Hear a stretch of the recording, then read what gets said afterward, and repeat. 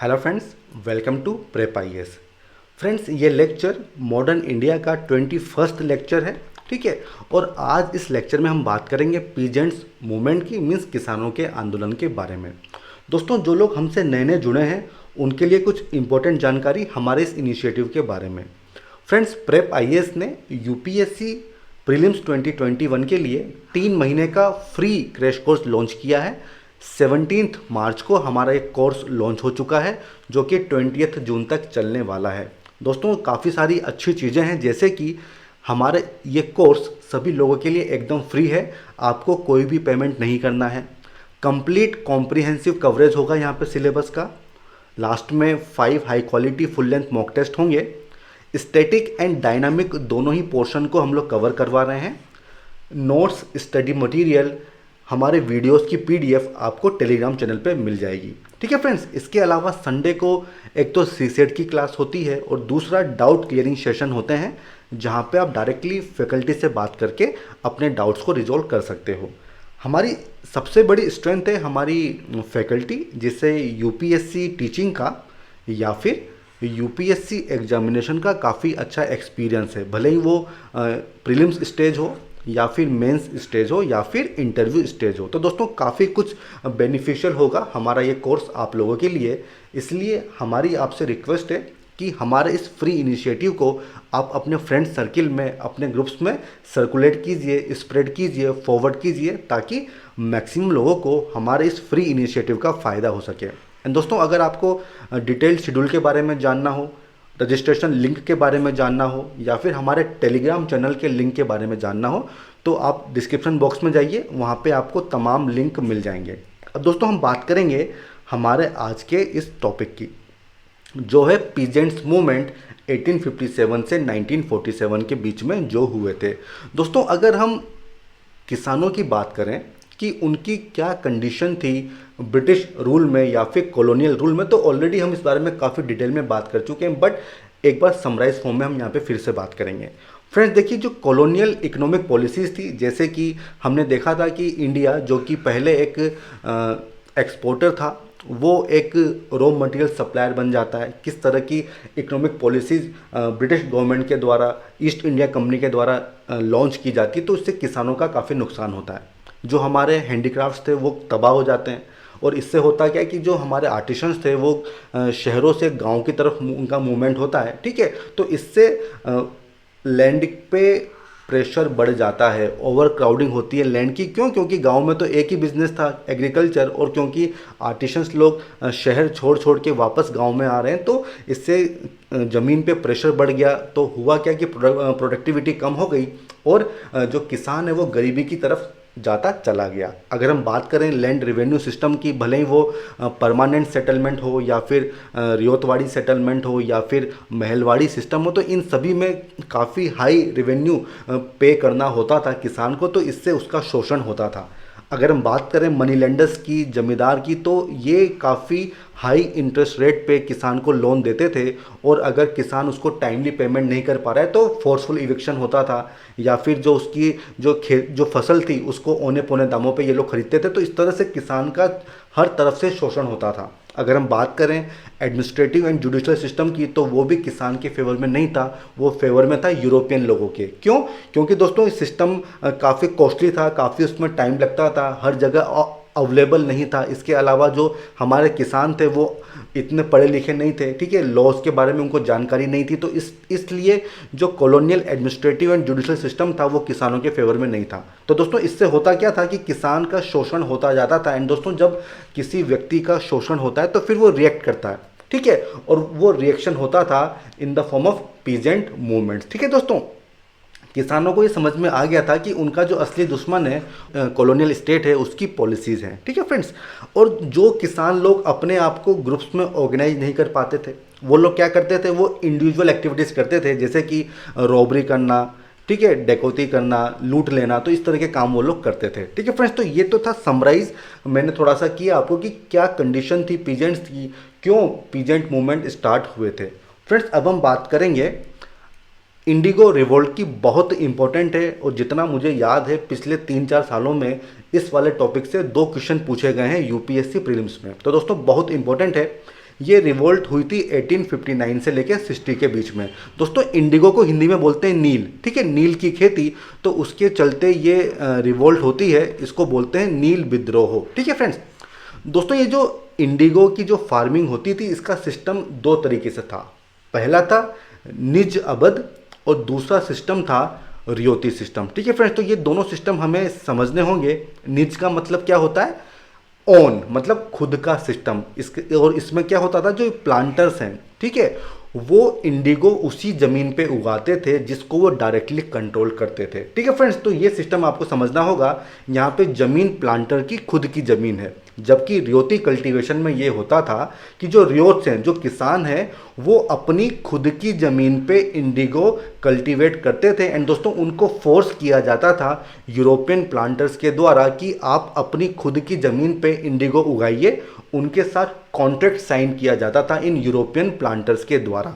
अब दोस्तों ये जो कॉन्ट्रैक्ट होता था इसमें काफ़ी सारे फ्रॉड्स होते थे। किसान को मजबूर किया जाता था, उसको फोर्स किया जाता था कि तुम इसको साइन कर लो, और उसके बदले उनको लोन्स या फिर एडवांस दिया जाता था। अब दोस्तों ये एडवांस ऐसा होता था कि किसान इसको पे करने में सक्षम नहीं था, और जो रियोत, जो पीजेंट इसको पेमेंट करना भी चाहते थे उनको भी अलाउ नहीं किया जाता था। क्यों? क्योंकि यूरोपियन प्लांटर्स इस सिस्टम को कंटिन्यू करना चाहते थे। एंड इसमें एक टर्म ये होती थी कि किसान को अपनी ज़मीन के 1/4 भाग में, ठीक है, इंडिगो का कल्टीवेशन करना होता था। दोस्तों देखिए इससे किसान को काफ़ी नुकसान होता था। क्यों? क्योंकि एक तो उसको फोर्स किया जा रहा है, ठीक है, जो उसकी अच्छी ज़मीन है, जो फर्टाइल लैंड है, उसको डाइवर्ट करना पड़ता था। और तीसरी बात ये होती थी कि जो दूसरी अच्छी क्रॉप्स हैं, जैसे कि राइस हो गया, जिस पे अच्छा पैसा मिलता था, तो वो सब वो नहीं उगा सकता था इस वाली अपनी ज़मीन पे, तो इससे उसको काफ़ी नुकसान होता था। एंड दोस्तों इसके अलावा क्योंकि ये कॉन्ट्रैक्ट में काफ़ी सारे फ्रॉड्स होते थे, तो इसको इम्प्लीमेंट करने के लिए ये जो यूरोपियन प्लांटर्स होते थे, इनके पास खुद की एक टीम होती थी जिसको हम बोलते थे लाठियाल्स, ठीक है, लठेत होते थे जो कि किसान को फोर्स करते थे इस कॉन्ट्रैक्ट को फॉलो करने के लिए। और अगर किसान नहीं कराए तो तरह तरह की उसके ऊपर अत्याचार होते थे, जैसे कि वुमेन और बच्चों के ऊपर अटैक हो जाएगा, उसके जो कैटल हैं उसको सीज कर लिया जाएगा, उसके घरों में आग लगा दी जाएगी। तो इस तरह की चीज़ें होती थी, तो इससे किसान काफ़ी दुखी था। एंड दोस्तों कहानी में मोड़ आता है जब एक डेप्यूटी मजिस्ट्रेट हेमचंद्र कार ये एक आदेश निकालते हैं। ये आदेश क्या होता है कि आप किसी किसान को मजबूर नहीं कर सकते हो इंडिगो उगाने के लिए, पहली बात। दूसरी बात ये थी कि आप किसान को अपनी ज़मीन से उसका एविक्शन नहीं कर सकते हो। तो ये दोनों चीज़ें इन्होंने अपने ऑर्डर में कही थी। हालांकि ये ऑर्डर इनकी अथॉरिटी से बाहर था, लेकिन तब भी ये ऑर्डर आया था। और जब ये ऑर्डर आता है तो किसान काफ़ी मोटिवेट होते हैं, ठीक है, और वो ये प्लान करते हैं कि अब हम पीसफुल प्रोटेस्ट करेंगे और इस सिस्टम को ही ख़त्म कर देंगे जो कि हमारे फेवर में नहीं है।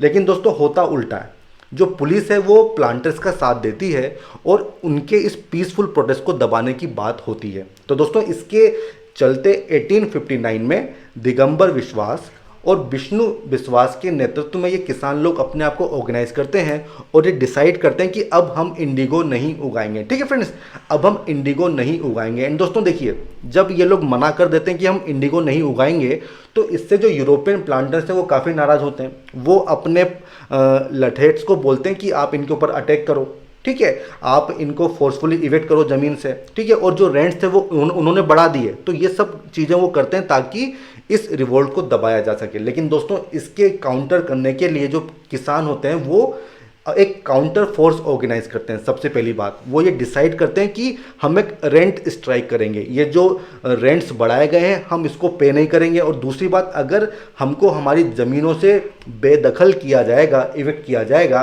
तो हम फिजिकली उसको रजिस्ट करेंगे, ठीक है फ्रेंड्स। तो ये डिसाइड करते हैं ये किसान, ठीक है फ्रेंड्स। तो आई होप यहाँ तक आपको समझ में आया होगा। दोस्तों समय के साथ साथ ये जो किसान होते हैं, जो रियोट्स होते हैं, ये लीगल मशीनरी को समझना स्टार्ट कर देते हैं कि क्या लीगल सिस्टम में किस तरह से हम कोर्ट्स की सहायता ले सकते हैं, ठीक है फ्रेंड्स। तो लीगल मशीनरी का सहारा लिया जाता है। अब उसमें पैसा चाहिए, तो इसके लिए सामूहिक रूप से फंड्स का कलेक्शन होता है ताकि यूरोपियन प्लांटर्स के अगेंस्ट लीगल एक्शन लिया जा सके। और यहाँ पे जो बंगाली इंटेलिजेंसिया होती है, जो पढ़े लिखे लोग होते हैं, वो किसानों का साथ देते हैं। और किस तरीके से, न्यूज़पेपर कैंपेन चला के, मास मीटिंग करके जो भी किसानों की ग्रीवांसेज हैं उसको एक मेमोरेंडा उसका तैयार करते हैं, ठीक है, लीगल बैटल्स में किसानों की सहायता करते हैं। तो इस तरह से जो बंगाली इंटेलिजेंसिया होती है वो किसानों का साथ देती है। दोस्तों ये जो मूवमेंट था ये लार्जली नॉन वायलेंट था, इसमें किसी तरह की हिंसा नहीं हुई थी। हालांकि छुटपुट घटनाएं हो सकती हैं, लेकिन अगर हम ब्रॉड लेवल पे देखें तो लार्जली ये जो रिवोल्ट थी ये एक नॉन वायलेंट रिवोल्ट थी। ठीक है फ्रेंड्स, तो आई होप आपको ये चीज़ समझ में आई होगी। दोस्तों अब हम बात करेंगे कि गवर्नमेंट का क्या रिएक्शन था। दोस्तों देखिए, क्योंकि 1857 में ऑलरेडी रिवोल्ट हो चुकी थी और ब्रिटिश गवर्नमेंट नहीं चाहती थी कि फिर से ऐसी कोई रिवोल्ट हो, तो ब्रिटिश गवर्नमेंट एक इंडिगो कमीशन अपॉइंट करने की बात करती है, जो कि इंडिगो कल्टीवेशन की प्रॉब्लम को इंक्वायरी करेगा, उसको इन्वेस्टिगेट करेगा। और नवंबर 1860 में गवर्नमेंट ये डिसाइड करती है कि भाई किसी भी रियोत को इंडिगो ग्रो करने के लिए कंपेल नहीं किया जाएगा। सबसे पहली बात तो जो किसान चाह रहे थे वो बात मान ली जाती है, और दूसरी बात कि जितने भी डिस्प्यूट्स हैं उसको हम लीगल मीन्स से जो हम सेटल करेंगे कोर्ट में, तो ये बात गवर्नमेंट के द्वारा कही जाती है।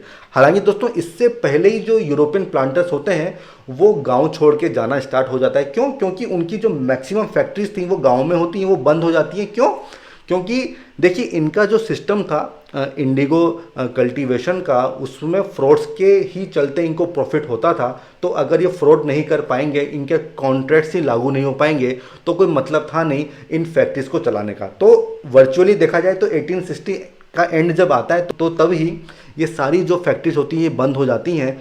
अब दोस्तों कुछ एडिशनल इन्फॉर्मेशन है जो हमें यहाँ पे देखनी होगी। सबसे पहला दोस्तों, ये जो रिवोल्ट थी इसमें किसान काफ़ी यूनाइटेड था, ऑर्गेनाइज फॉर्म में था, इसीलिए काफ़ी प्रेशर था यूरोपियन प्लांटर्स के ऊपर, इसीलिए वो अपनी फैक्ट्रीज बंद करके भागे। और दूसरी बात ये थी कि इसमें हिंदू मुस्लिम यूनिटी देखने को मिली थी। साथ ही साथ दोस्तों सबसे इम्पोर्टेंट है जो ऑलरेडी यूपीएससी पूछ चुकी है वो है नील दर्पण। ये क्या था दोस्तों? ये एक प्ले था, एक नाटक था जो कि दीन बंधु मित्रा ने 1858-59 में लिखा था। इसका इंग्लिश में क्या मतलब है? The mirror of Indigo. दोस्तों काफ़ी फेमस ये प्ले था और इसमें उन फार्मर्स की कंडीशन को बताया था जो जिनको फोर्स किया जाता था इंडिगो कल्टीवेशन के लिए। दोस्तों ये प्ले काफ़ी फेमस हुआ था और इसी के चलते जो बंगाली इंटेलिजेंसिया है वो सपोर्ट करने लगी थी इन किसानों को। एंड दोस्तों यहाँ पे एक एडिशनल इन्फॉर्मेशन है, वो क्या है कि रेवरेंड जेम्स लॉन्ग इन्होंने क्या किया था, इस प्ले को इंग्लिश में ट्रांसलेट किया। ठीक है, और दोस्तों क्योंकि इस प्ले में यूरोपियन प्लांटर्स को एक विलियन, एक निगेटिव भूमिका में दिखाया गया था, तो वो जो प्लांटर्स हैं वो इनको कोर्ट में सू कर देते हैं, इनके ऊपर कोर्ट केस चलता है और फाइनली इनको गिल्टी भी करार दिया जाता है, इनको जेल की सज़ा होती है। तो मुझे लगा कि ये इन्फॉर्मेशन आपके लिए इंपॉर्टेंट होगी, इसलिए मैंने यहाँ पे रखा है। ठीक है फ्रेंड्स, तो ये नील दर्पण हमारे लिए बहुत इंपॉर्टेंट है। इसके अलावा दोस्तों हरीश चंद्र मुखर्जी, उनका न्यूज़पेपर था हिंदू पैट्रियट। ठीक है, इसके माध्यम से उन्होंने इन किसानों को सपोर्ट किया था। इसके अलावा जो शिशिर कुमार घोष थे, हमने देखा था अमृत बाजार पत्रिका। ठीक है, तो ये जो जर्नलिस्ट थे इन्होंने भी इनको काफ़ी सपोर्ट किया था और जो मिशनरीज थे उन्होंने भी किसानों को सपोर्ट किया था। फ्रेंड्स, तो ये सब मल्टीपल चॉइस क्वेश्चन में सवाल बन सकते हैं, एक एक लाइन हमारे लिए इंपॉर्टेंट है। फ्रेंड्स, ये जो इंडिगो कमीशन था इसको 31 मार्च 1860 को अपॉइंट किया था और इसके चेयरमैन कौन थे? WS सेटन कार। अब दोस्तों इसको कैसे प्रोनाउंस करते हैं मुझे नहीं पता, बट WS सेटन कार इसके चेयरमैन थे और हो सकता है इस पर सवाल बन सकता है। ठीक है फ्रेंड्स, तो ये इंपॉर्टेंट इन्फॉर्मेशन है जो हमें याद रखनी होगी।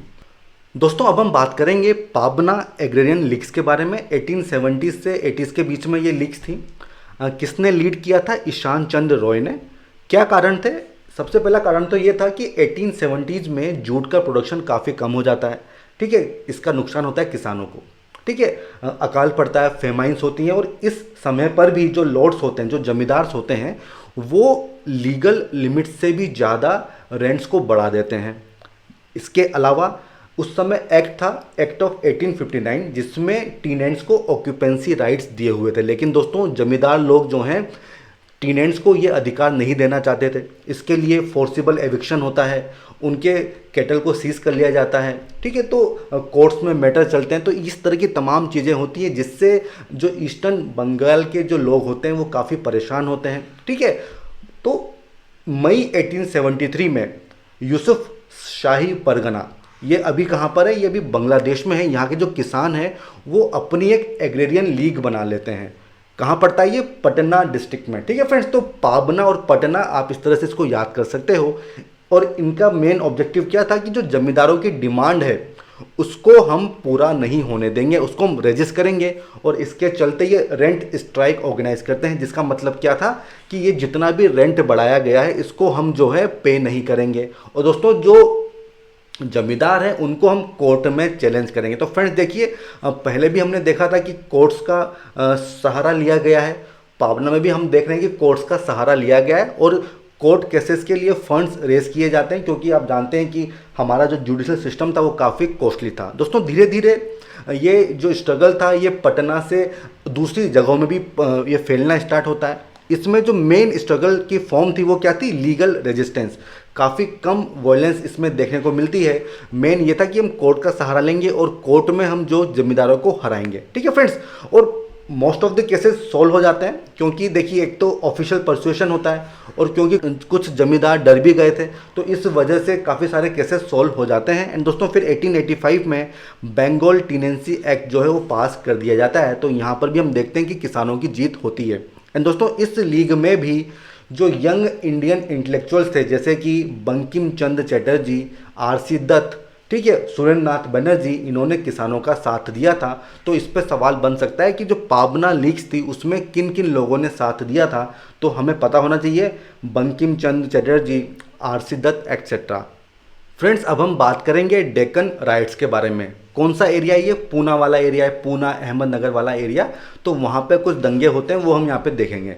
दोस्तों ये यहाँ पे रियोतवाड़ी सिस्टम यहाँ पे एप्लीकेबल था, जहाँ पे जो गवर्नमेंट थी वो काफ़ी हैवी टैक्सेशन लगाती थी किसानों के ऊपर। तो इससे उनको काफ़ी नुकसान होता था, काफ़ी वो परेशान थे। इसके अलावा दोस्तों क्योंकि आपको रेवेन्यू पे करना है और पैसा आपके पास है नहीं, तो आपको जाना पड़ेगा मनी लेंडर के पास। और ये जो साहूकार होते थे ये काफ़ी हाई इंटरेस्ट रेट पे किसानों को लोन देते थे, और अगर किसान उसको चुका नहीं पा रहा है तो फिर क्या होगा, उसकी ज़मीन जो है उनसे छीन ली जाएगी, ठीक है फ्रेंड्स। तो इस तरह से ये मनी लेंडर जो हैं ये किसानों को काफ़ी एक्सप्लॉइट करते थे।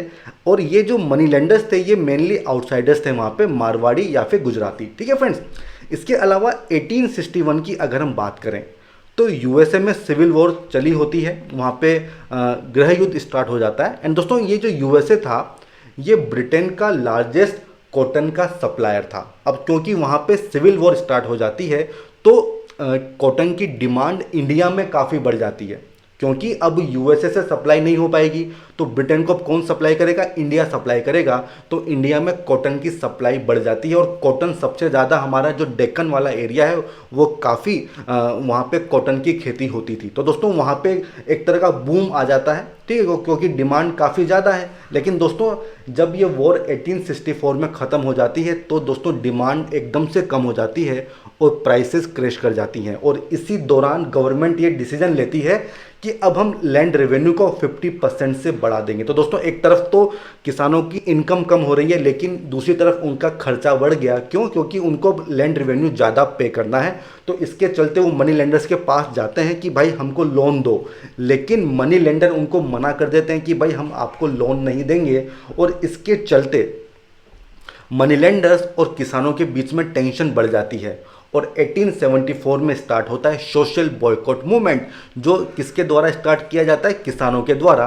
और इसमें मनी लेंडर्स जो कि आउटसाइडर थे उनका सामाजिक रूप से बहिष्कार, सोशल बॉयकॉट किया जाता है। इसमें होता क्या है कि एक तो गांव का, विलेज का कोई भी बंदा इनकी शॉप से कुछ भी नहीं खरीदेगा।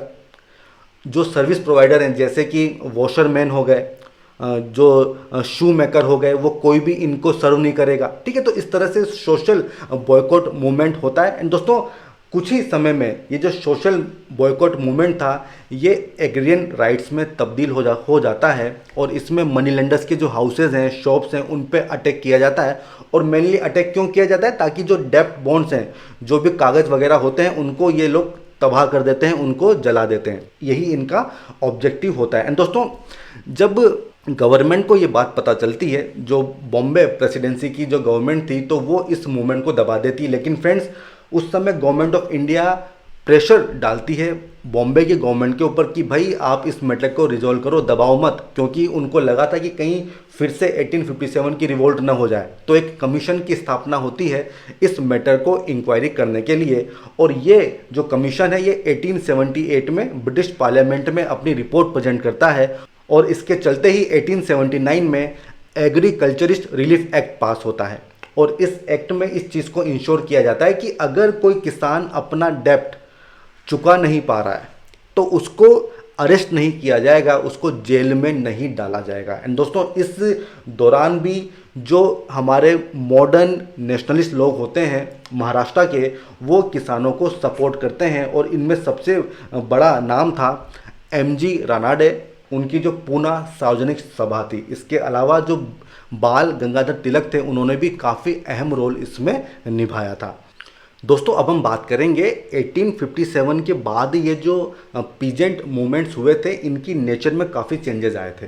जैसे कि अब किसान लोग अपनी डिमांड के लिए डायरेक्टली फाइट कर रहे थे, उनको किसी का सहारा नहीं चाहिए था, जैसे कि प्रिंसली स्टेट्स हो गए या जमींदार हो गए। और मेनली जो इकोनॉमिक इश्यूज थे उनके लिए ये अपना मूवमेंट स्टार्ट करते थे, जैसे कि आप रेंट को कम कर दो, रेवेन्यू को कम कर दो। एंड दोस्तों, ये जो मूवमेंट था ये किसके अगेंस्ट था? जो इमीडिएट एनिमीज थे, जैसे कि फॉरेन प्लांटर्स हो गए, ठीक है, जमींदार्स हो गए, मनी लेंडर्स हो गए। तो दोस्तों, इनके जो ये जो मूवमेंट था, इनके ऑब्जेक्टिव काफ़ी लिमिटेड होते थे, स्पेसिफिक ऑब्जेक्टिव होते थे। कॉलोनियलिज्म इनका मेन टारगेट नहीं था। ये किसी भी तरह से जो सदियों से सिस्टम चला आ रहा था एक्सप्लॉयटेशन वाला या सबऑर्डिनेशन वाला, उसको ख़त्म नहीं करना चाहते थे। इनका केवल टारगेट क्या था? जो भी स्पेसिफिक इनके इश्यूज हैं, जैसे कि मान लो इकोनॉमिक इश्यूज हैं, केवल उसको ये रिजॉल्व करना चाहते थे। अगर हम बात करें इनकी रीच की, तो काफ़ी लिमिटेड इनकी टेरिटोरियल रीच होती थी। इनका जो एरिया होता था वो काफ़ी लोकलाइज्ड होता था। एंड दोस्तों, ये जो स्ट्रगल होते थे, ये ऐसा नहीं था कि लॉन्ग टर्म स्ट्रगल हैं या कॉन्टिन्यूस चल रहे हैं। जैसे ही इनकी डिमांड पूरी हो गई, इनका आंदोलन खत्म हो जाएगा। किसी भी तरह की कोई लॉन्ग टर्म ऑर्गेनाइजेशन हमको देखने को नहीं मिलती है। बट दोस्तों, यहाँ पे हमको ये चीज़ देखने को मिली थी कि इनके लीगल राइट्स क्या हैं, इसके बारे में काफ़ी स्ट्रॉन्ग अवेयरनेस इन लोगों को मिल गई थी, किसानों को। और हमने देखा था कि किस तरह से लीगल सिस्टम का सहारा लिया गया अपनी प्रॉब्लम्स को दूर करने के लिए। दोस्तों, इसके साथ ही कुछ वीकनेस भी थी, जैसे कि ये जो किसान लोग थे, ये कॉलोनियल कैरेक्टर को नहीं समझते थे कि उनका स्ट्रक्चर क्या है, उनकी पॉलिसीज़ क्या है, ठीक है। जैसा कि हमने 1857 की रिवोल्ट में देखा था कि एकदम बैकवर्ड लुकिंग सोसाइटी थी, तो वही सब चीज़ें हमको यहाँ पे देखने को मिलती हैं। दोस्तों, अगर हम 20th सेंचुरी के पीजेंट मूवमेंट्स की बात करें, तो उनका डायरेक्ट संबंध था नेशनल फ्रीडम स्ट्रगल से, और इसमें सबसे अहम है द किसान सभा मूवमेंट। अगर हम बात करें यूपी किसान सभा की, तो वो फरवरी 1918 में इसको बनाया गया था। और किसने बनाया था? गौरी शंकर मिश्रा और इंद्र नारायण द्विवेदी ने। फ्रेंड्स, बहुत इंपॉर्टेंट है, डायरेक्ट सवाल पूछा जाता है। एंड दोस्तों, 1920 में नेहरू को रिक्वेस्ट किया गया था कि आप जो हैं इन जो विलेजेस हैं, जो लोग मूवमेंट कर रहे हैं, उनको आप विजिट करो, और यहीं से जो नेहरू थे उनका एक क्लोज कॉन्टैक्ट इस्टेब्लिश होता है इन भारत के गाँवों के प्रति। वहीं हम अगर अवध किसान सभा की बात करें, तो उसका इस्टेब्लिशमेंट होता है अक्टूबर 1920 में। वहीं जो बिहार की किसान सभा थी, वो बनती है 1929 में। किसके द्वारा?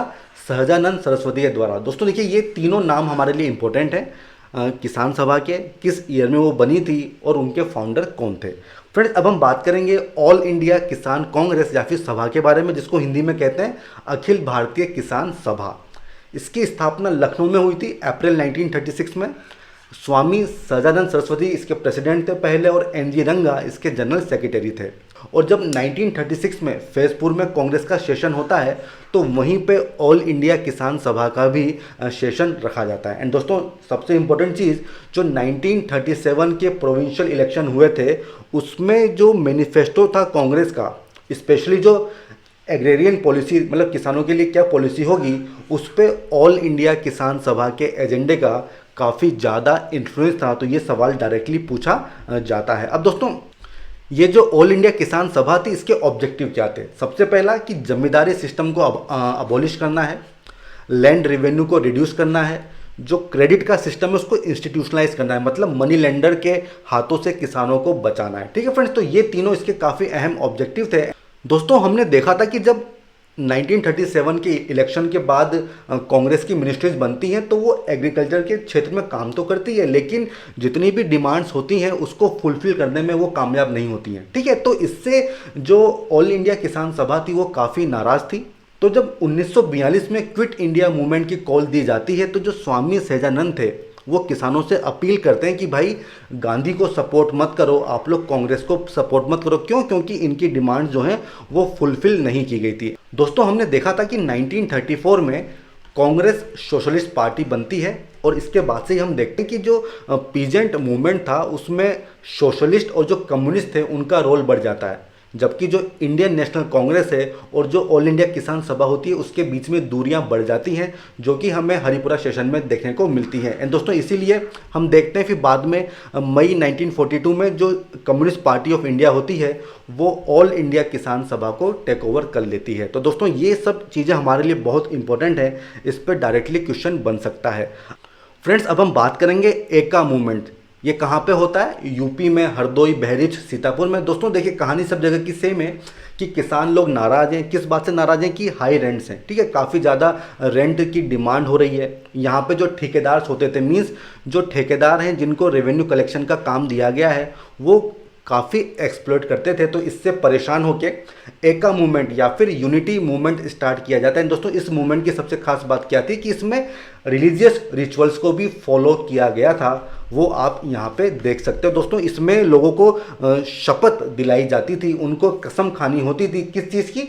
सबसे पहला कि हम केवल रिकॉर्डेड जो रेंट है वो पे करेंगे, क्योंकि दोस्तों डिमांड क्या थी कि रिकॉर्डेड रेंट से भी आपको 50% ज़्यादा रेंट देना है। तो यहाँ पे ये लोग कसम खाते हैं, यहाँ पे शपथ लेते हैं कि हम केवल रिकॉर्डेड रेंट पे करेंगे, लेकिन उसको टाइम पे पे करेंगे। ठीक है फ्रेंड्स, तो यहाँ पे सवाल घुमाया जा सकता है।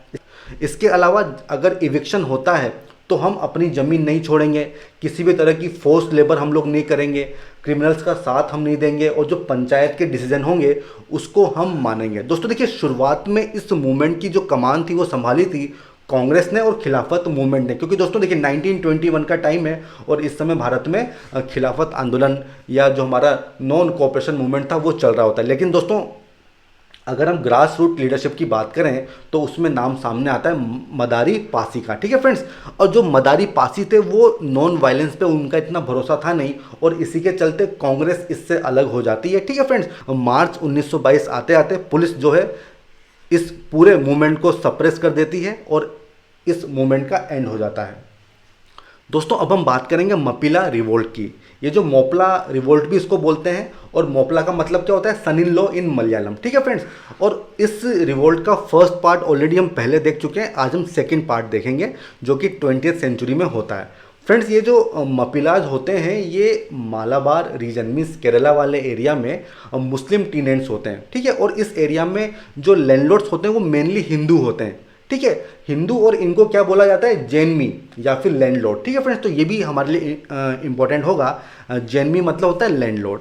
अब दोस्तों ये जो टीनेंट्स थे ये काफ़ी नाराज़ थे। इनकी ग्रीवांसेस थी जैसे कि lack of security of tenure, जो इनका टेन्योर हो उसकी कोई सिक्योरिटी नहीं थी, काफ़ी ज़्यादा हाई रेंट्स डिमांड किए जाते थे। एंड दोस्तों जब वहाँ की लोकल कांग्रेस बॉडी एक नए रेगुलेशन, एक लेजिस्लेशन को लाने की बात करती है तो ये टीनेंट्स काफ़ी खुश होते हैं कि भाई अब हमारा कुछ भला होगा। एंड दोस्तों इसके चलते ये अपना मूवमेंट स्टार्ट करते हैं, और ये मूवमेंट जो है ये खिलाफत जो आंदोलन था उसमें शामिल हो जाता है। जो गांधी जी भी यहाँ पे आते हैं, शौकत अली, मौलाना आज़ाद ये भी यहाँ पे आते हैं, और जो मपिला की मीटिंग्स होती है उसको एड्रेस भी करते हैं। लेकिन दोस्तों जैसे ही अगस्त 1921 में इनके जो लीडर होते हैं अली मुसालियार, जब इनका अरेस्ट होता है तब फिर जो है बड़े लेवल पे दंगे वहाँ पे स्टार्ट हो जाते हैं। ठीक है, कम्युनल ओवरटोन वहाँ पे देखने को मिलता है, और इसी के चलते जो मपिला का जो मूवमेंट होता है वो खिलाफत नॉन कोऑपरेशन आंदोलन से अलग हो जाता है। फ्रेंड्स यहाँ पे इंपॉर्टेंट इन्फॉर्मेशन ये है कि 1921 नवंबर 1921 में 67 मोपला प्रिजनर्स को एक बंद डब्बे में ट्रांसफ़र किया जाता है तिरूर से सेंट्रल प्रिजन में और उस दौरान उनकी मौत हो जाती है। सफोकेशन के चलते ये प्रिजनर्स जो हैं मर जाते हैं और इसको नाम दिया गया था वैगन ट्रेजेडी। दोस्तों इस पर सवाल पूछा जा सकता है कि वैगन ट्रेजेडी का संबंध किस रिवोल्ट के साथ है। दोस्तों अब हम बात करेंगे बारडोली सत्याग्रह के बारे में, बहुत इंपॉर्टेंट है हमारे लिए। बारडोली कहाँ पे पड़ता है? सूरत में, गुजरात में।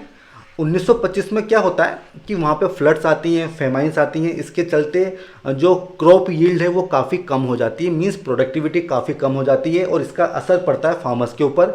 और इसके बावजूद भी जनवरी 1926 में अथॉरिटीज़ ये डिसाइड करती हैं कि अब हम जो लैंड रेवेन्यू है उसको 30% बढ़ाएंगे। तो दोस्तों यहीं से ये मूवमेंट शुरुआत हो जाती है। जो कांग्रेस लीडर्स थे वो इसका प्रोटेस्ट करते हैं। कांग्रेस एक इंक्वायरी कमेटी बनाती है, बारडोली इंक्वायरी कमेटी, और इसमें यह चीज़ तय की जाती है कि भाई ये जो रेवेन्यू हाइक है ये अनजस्टिफाइड है, हम इसका प्रदर्शन करेंगे। दोस्तों ऑलरेडी गांधी जी का मूवमेंट देखा जा चुका था कांग्रेस में, किस तरह से चंपारण सत्याग्रह हुआ था तो वहाँ पे सफलता मिली थी, तो वही चीज़ यहाँ पे करने की कोशिश होती है। एंड दोस्तों गांधी जी ने अपना सपोर्ट दिया था, वो एक नॉन वायलेंट मूवमेंट यहाँ पे चाहते थे। लेकिन दोस्तों इस मूवमेंट की बागडोर संभाली थी वल्लभ भाई पटेल ने फरवरी 1926 में। उन्होंने इस मूवमेंट को लीड किया था और जिसके चलते ही जो बारडोली की वुमेन थी उन्होंने सरदार का टाइटल उनको दिया था। अब दोस्तों देखिए काफ़ी सारी चीज़ें होती हैं सत्याग्रह में। सबसे पहला, इस सत्याग्रह में किसानों को कहा जाता है कि आप ओथ लो भगवान के नाम पे कि आप टैक्स पे नहीं करोगे, ठीक है। दूसरा, जो वहाँ की लैंडलेस लेबर क्लास थी, कलिप राज कास्ट, उसके बेटरमेंट की बात वहाँ पे होती है। जो गवर्नमेंट ऑफिसेज होंगे वहाँ पे किसी भी तरह के नॉन असेंशियल गुड को नहीं भेजा जाएगा, उसकी सप्लाई नहीं की जाएगी। जो किसान थे उनकी डिमांड क्या थी? उनकी डिमांड ये थी कि भाई, पहली डिमांड तो ये थी कि या तो आप एक इंडिपेंडेंट ट्रिब्यूनल बनाओ, ठीक है, और अगर नहीं बनाओगे तो हम रिवाइज असेसमेंट पे नहीं करेंगे। और दूसरी डिमांड ये थी, दूसरा तरीका यह है कि आप जो करंट अमाउंट है उसी को आप फुल पेमेंट के रूप में एक्सेप्ट कर लो। तो ये किसानों की डिमांड यहाँ पे होती है, ठीक है फ्रेंड्स। अब देखिए ये मूवमेंट कैसे चलता है, ये सत्याग्रह कैसे चलता है। इसमें 13 जो है छावनियाँ बनाई जाती हैं, वर्कर्स कैंप बनाए जाते हैं। पब्लिक ओपिनियन को मोबिलाइज करने के लिए बारडोली सत्याग्रह पत्रिका निकाली जाती है। एक इंटेलिजेंस विंग भी होती है इस चीज़ को सुनिश्चित करने के लिए कि जितने भी रिजोल्यूशन पास किए जा रहे हैं सभी लोग उसको फॉलो करें, और जो लोग फॉलो नहीं करेंगे उनका सोशली बॉयकॉट यहाँ पे होता था। वुमेन के मोबिलाइजेशन को काफ़ी प्रेफरेंस दी गई थी, उस पर काफ़ी स्पेशल एम्फेसिस दिया गया था। दोस्तों इस सत्याग्रह के चलते के मुंशी और लालजी नारंगी जो कि बॉम्बे लेजिस्लेटिव काउंसिल में थे वो अपनी सीट से रिजाइन कर देते हैं। दोस्तों अगस्त 1928 आते आते काफ़ी माहौल जो है टेंशन वाला हो जाता है, गांधी जी भी वहाँ आ जाते हैं। दोस्तों अब हम बात करेंगे गवर्नमेंट का एक्शन क्या था। गवर्नमेंट ने सबसे पहले एक कंडीशन रखी थी कि भाई पहले आप जो बढ़ा हुआ अमाउंट है उसको पे कर दो, उसके बाद में हम कमीशन बनाएंगे। हालांकि ऐसा कभी हुआ नहीं था और government Maxwell Broomfield commission appoint कर देती है, ठीक है। ये कमीशन क्या रिकमेंड करता है कि जो भी रेवेन्यू हाइक जो डिमांड की गई है 30% की, वो अनजस्टिफाइड है, और उसके जस्ट विपरीत ये कमीशन रिकमेंड करता है 6.03% की रेवेन्यू हाइक। केवल 6% की रेवेन्यू हाइक ये कमीशन रिकमेंड करता है। इसके अलावा जो भी कन्फिस्केटेड लैंड होगी उसको वापस करने की बात होती है, ठीक है फ्रेंड्स। और यहाँ पे इंपॉर्टेंट इन्फॉर्मेशन ये है कि इस सत्याग्रह का एक नेगेटिव पॉइंट ये भी था कि जो हाली प्रथा थी, जो बॉन्डेड लेबर सिस्टम चलता था वहाँ पे, उसके खिलाफ किसी भी तरह का एजुटेशन प्रदर्शन यहाँ पे नहीं किया गया था। तो ये एक इम्पोर्टेंट इन्फॉर्मेशन है। दोस्तों अब हम बात करेंगे तेभागा मूवमेंट के बारे में, हमारे लिए बहुत इंपॉर्टेंट है, इस पर डायरेक्ट सवाल पूछे जाते हैं। फ्रेंड्स देखिए, सितंबर 1946 में बंगाल प्रोविंशियल किसान सभा फ्लाउड कमीशन की रिकमेंडेशन को इम्प्लीमेंट करने के लिए मास स्ट्रगल की कॉल देती है। अब दोस्तों देखिए फ्लाउड कमीशन क्या था, ये बंगाल लैंड रेवेन्यू कमीशन था। अब इसने क्या रिकमेंडेशन दी थी उसके लिए पहले हमको ये समझना होगा दोस्तों वहाँ पे सिस्टम क्या था। दोस्तों जोतेदार होते थे जिनके पास ज़मीनें होती थी, जो ज़मीनों के मालिक होते थे, ठीक है, और इनकी ज़मीनों पे किराए पे रेंट पे काम करते थे शेयर क्रॉपर, ठीक है, जिनको बोला जाता था बर्गरदार्स, ठीक है। तो बर्गरदार्स कौन थे? ये शेयर क्रॉपर्स थे जो कि जोतेदार की ज़मीन पे रेंट देते थे और खेती करते थे। अब दोस्तों ये जो रेंट होता था ये क्रॉप के रूप में दिया जाता था कि मीन्स आपको कितना शेयर देना होगा क्रॉप का, तो वो होता था रेंट। और यही रिकमेंड किया था फ्लाउड कमीशन ने। पहले सिस्टम ये था कि जो शेयर क्रॉपर है वो 50% अपनी जो क्रॉप है वो जोतेदार को दे देगा, ठीक है। 1/2 जो शेयर है वो रेंट के रूप में जोतेदार को दे देगा। लेकिन फ्लाउड कमीशन ने ये रिकमेंड किया था कि भाई 50% नहीं होना चाहिए बल्कि 1/3 होना चाहिए, ठीक है।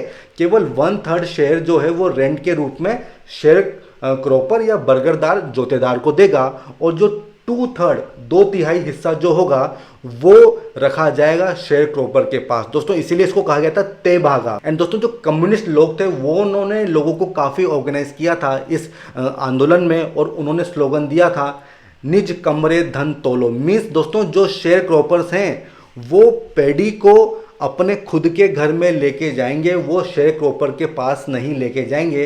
तो निज कमरे धन तोलो दोस्तों बहुत इंपॉर्टेंट ये स्लोगन है, इस पर डायरेक्ट सवाल बनता है।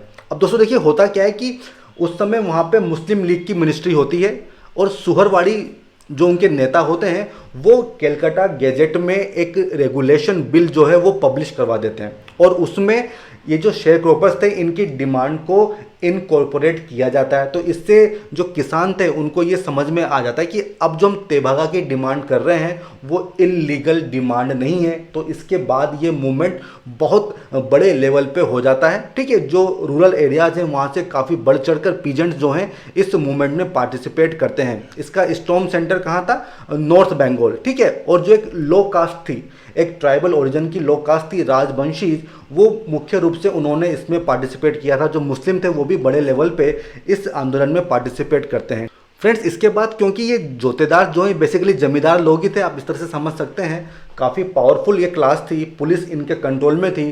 तो पुलिस जो है फिर सप्रेशन स्टार्ट कर देती है, और फिर धीरे धीरे मार्च 1947 आते आते ये जो मूवमेंट है ये स्लोली डिसअपेयर होना स्टार्ट हो जाता है। एंड दोस्तों ये जो रेगुलेशन बिल लाया गया था मुस्लिम लीग के द्वारा, ये मुस्लिम लीग पास नहीं करवा पाती है। इस बिल को फाइनली 1950 में जब कांग्रेस की सरकार बनती है तब इस बिल को पास किया जाता है। दोस्तों अब आज का आखिरी मूवमेंट है तेलंगाना मूवमेंट। इतना इम्पोर्टेंट नहीं है हमारे लिए, केवल मेन पॉइंट मैं आपको बता देता हूँ कि ये मॉडर्न इंडियन हिस्ट्री में सबसे बड़ा एक पीजेंट गोरिल्ला वॉर थी जिसने लगभग 3000 विलेजेस को और 30 लाख पॉपुलेशन को अफेक्ट किया था। कारण क्या थे? अगर हम हैदराबाद प्रिंसली स्टेट की बात करें तो वहाँ के जो निज़ाम थे वो बेसिकली मुस्लिम लोग थे, जबकि जो वहाँ की पॉपुलेशन थी वो हिंदू डोमिनेटेड थी।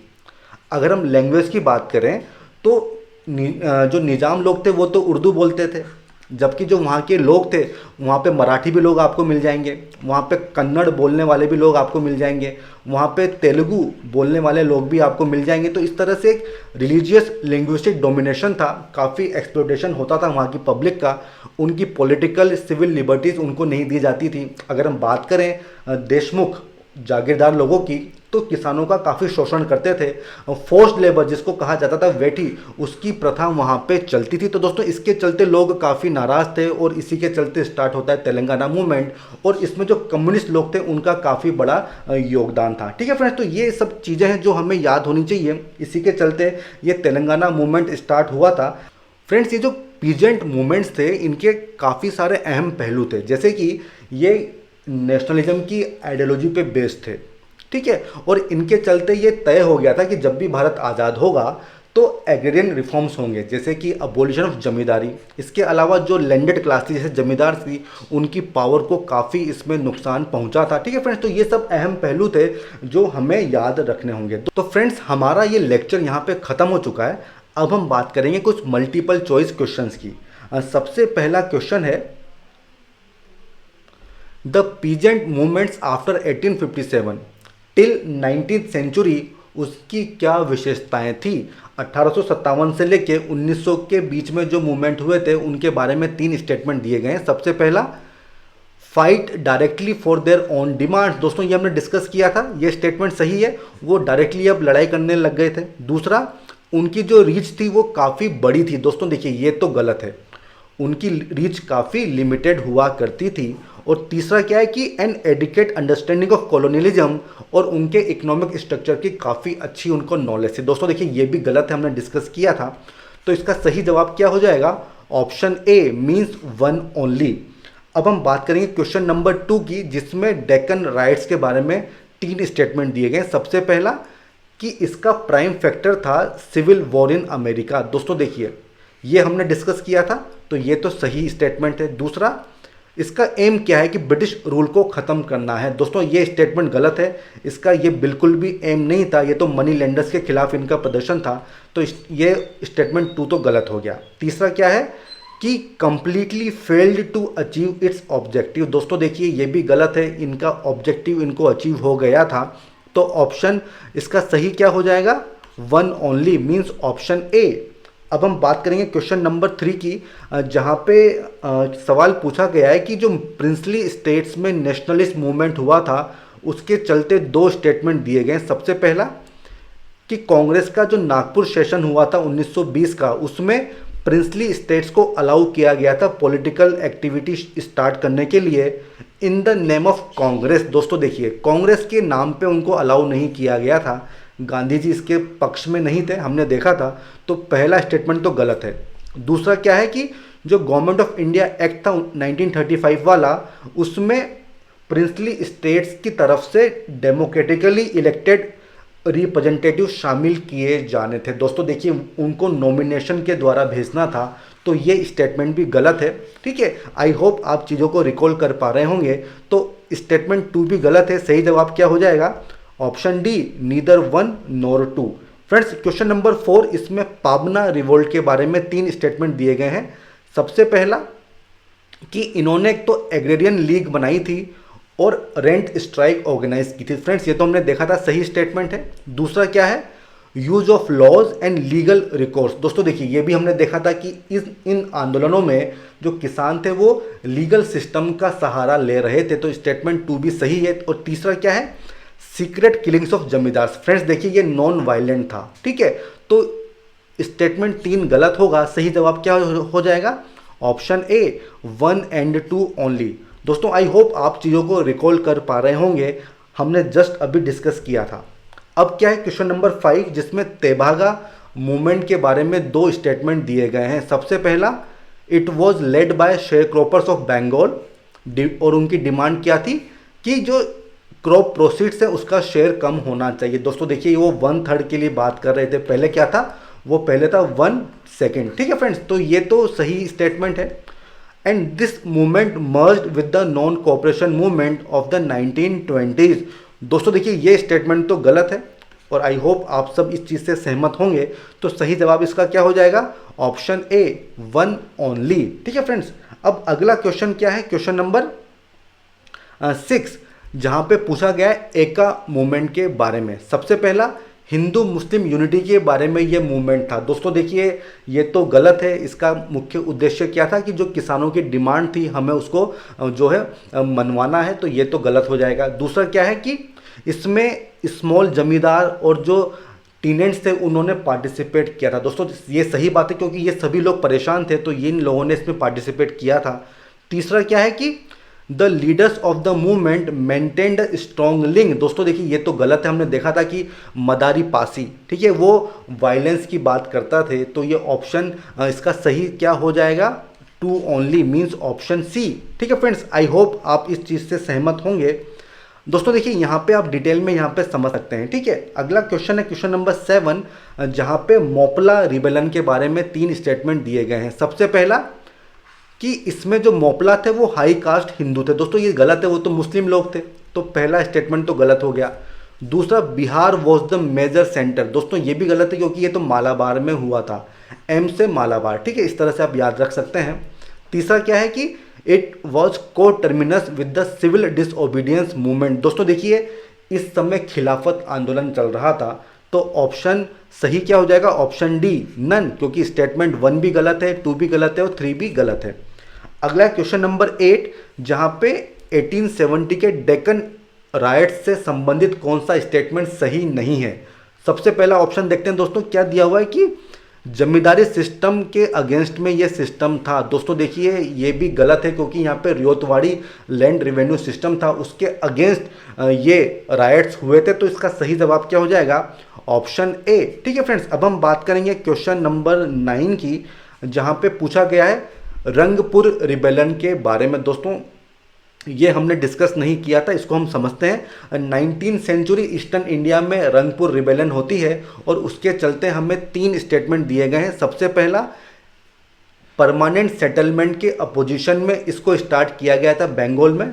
ठीक है, दूसरा है कि इसमें कम्युनल ओवरटोन थी, और तीसरा क्या था कि बख्शी जगबंधु इसके लीडर थे। दोस्तों देखिए ऑप्शन ये जो स्टेटमेंट 3 है ये तो गलत है, क्योंकि ये पाइका जो रिबेलन थी उसमें इनका नाम था बख्शी जगबंधु का। ठीक है, तो 1 या 2 में से ही कोई आंसर होगा।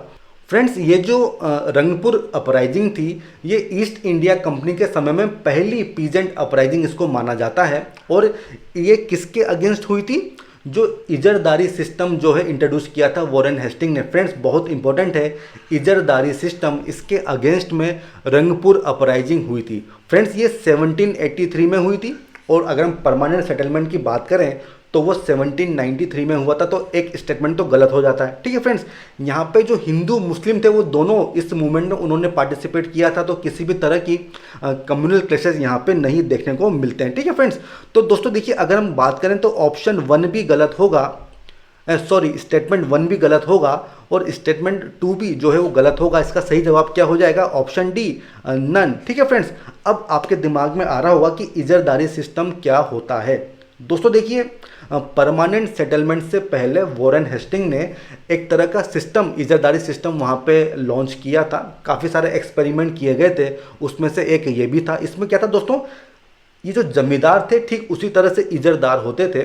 ठीक है, जो भी व्यक्ति मैक्सिमम बोली लगाएगा रिवेन्यू की, उसको रिवेन्यू राइट्स दे दिए जाएंगे और उसी को इजरदार माना जाता था। ठीक है फ्रेंड्स, 1 से लेके 5 साल तक का राइट्स दिए जाते थे इजरदार को कि वो रिवेन्यू अब कलेक्शन करेगा। ठीक है फ्रेंड्स, तो ये सिस्टम वॉरेन हेस्टिंग ने इसको इंट्रोड्यूस किया था, हालांकि सक्सेसफुल नहीं होता है। इसके बाद परमानेंट सेटलमेंट सिस्टम लगाया जाता है। अब अगला आता है दोस्तों क्वेश्चन नंबर 10, जो कि आज का आखिरी क्वेश्चन है। दोस्तों अगर आपकी किस्मत काफ़ी ख़राब होगी तो इस तरह के क्वेश्चन पूछे जा सकते हैं, जैसे कि 1936 में जो ऑल इंडिया किसान मैनिफेस्टो था उसमें क्या क्या डिमांड्स रखी गई थी। दोस्तों देखिए ये चारों डिमांड रखी गई थी। इसका सही जवाब है ऑप्शन डी, 1, 2, 3, 4। जैसे कि लैंड रेवेन्यू में 50% का रिडक्शन होना चाहिए, सिक्योरिटी ऑफ टेन्योर होना चाहिए। ठीक है, जो जितने भी एरियर्स हैं उनको आप कैंसिल करो, इसके अलावा अरेस्ट वगैरह नहीं होना चाहिए। तो ये सब जो है मैनिफेस्टो में बातें कही गई थी। दोस्तों इन स्लाइड्स में काफ़ी डिटेल में सारी की सारी डिमांड्स मैंने रखी हैं, आप चाहें तो इसको देख सकते हैं, अपने नोट्स बना सकते हैं। फ्रेंड्स हमारा ये लेक्चर यहीं पे ख़त्म हो चुका है। हम फिर मिलेंगे एक नए वीडियो के साथ, तब तक के लिए गुड बाय दोस्तों, थैंक यू।